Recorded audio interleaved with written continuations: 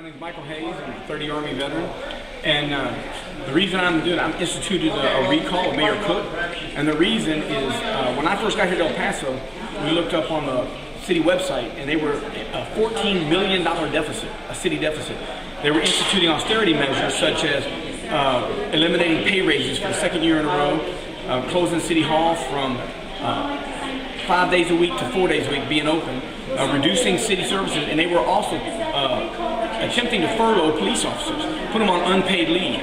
They were trying to get them back to open their contract to push back the cost of living rates for almost a year, and if their police would not agree to do that, then they were going to furlough them, lay them off without pay. And at this same time, I went to the city council website, and the first agenda was to extend domestic partner benefits. At the time, they didn't know how much it cost. They said, we have no idea how much it costs, but we're estimating it to be $395,000. So on one hand, you're cutting police officers, you're eliminating pay raises, not hiring people to fill vacancies, but over here you're going to give an open checkbook for domestic partner benefits, which means they're supporting the cause. So I went down to City Hall and spoke out against that, as did other people, and everybody there that day spoke out against domestic partner benefits. So they passed it anyway.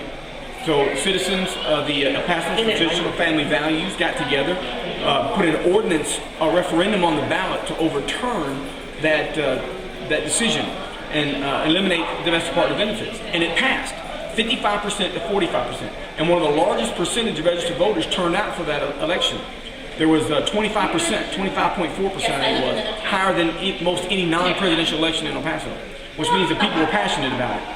So the city council took a vote on whether to overturn that referendum, and they decided not to. They voted 4-3 not to overturn it.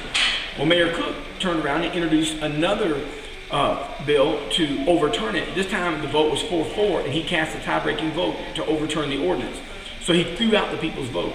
And in the process of doing it, once again, he went back and held hostage the retirees, firefighters, police officers, foster children, etc., because the interpretation of the ordinance or the referendum that the citizens passed said that they wanted to do away with domestic partner benefits. The city interpreted it to mean retirees, foster children, everybody else. If you weren't presently working for the city, you didn't get it. That's not the interpretation that people that wrote the ordinance had. That's the interpretation the city made, and they did that because they had an agenda to pursue. So the reason I initiated the recall is because when you overturn the vote of the people and you do it for reasons like that, you need to come out of office. I'm circulating petitions. I have to get 20% of the registered voters that voted in that election that put the mayor in office to sign the petition. If I can get 20% in 60 days, then I turn them in, they're verified by the city, and then they'll conduct a recall election to remove him from office. You can find more information on this at recallepmayor.blogspot.com. And there's also an email address, which is recallepmayor@gmail.com. Please contact me.